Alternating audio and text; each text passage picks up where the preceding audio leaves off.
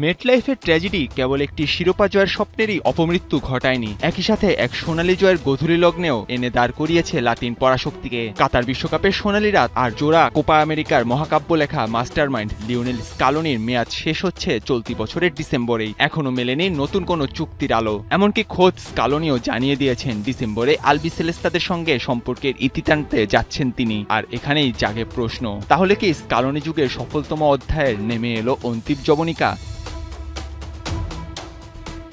যদি সত্যি স্কালোনি বিদায়ের সুর বাজান, তবে কার হাতে উঠবে আলবিসেলেস্তেদের রণতরীর নতুন হাল? বুয়েনস এইরেসের কানাগলিতে ইতোমধ্যে ঘুরপাক খাচ্ছে সম্ভাব্য 4 চাণক্যের নাম।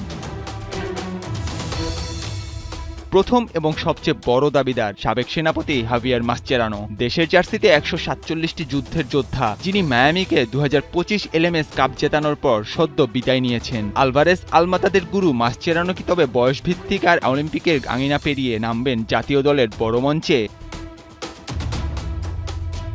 তালিকায় পরের নামটি বয়সভিত্তিক দলের সবচেয়ে সফল রূপকার দিয়াগো প্লাসান্তে। অনূর্ধ্ব 17 ও 20 পর্যায়ে প্লাসান্তের অধীনে তরুণ তুর্কিরা যে ফুটবলের ক্যানভাস এঁকেছে তা তাকে এনে দিয়েছে জোর সম্ভাবনা।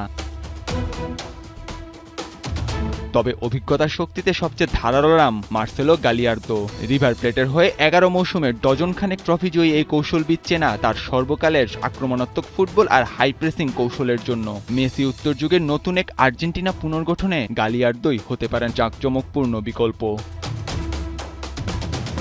আর যদি লক্ষ্য হয় 2028 কোপা আমেরিকা পর্যন্ত স্বল্পমেয়াদী অভিজ্ঞতার ছাতা, তবে সেই তাসটি হতে পারেন 65 বছর বয়সী আরিয়েল হোলান। গত এক দশকে 9টি ক্লাবের চড়াই উতরে পার করা এই ট্যাকটিশিয়ান সদ্যই রোজারিও সেন্ট্রালকে এনে দিয়েছেন লিগ শিরোপা।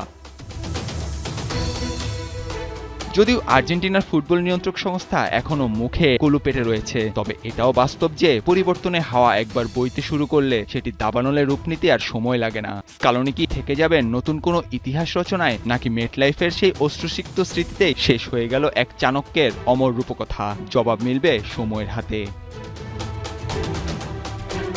নাহিয়ান আরিফিন, 71।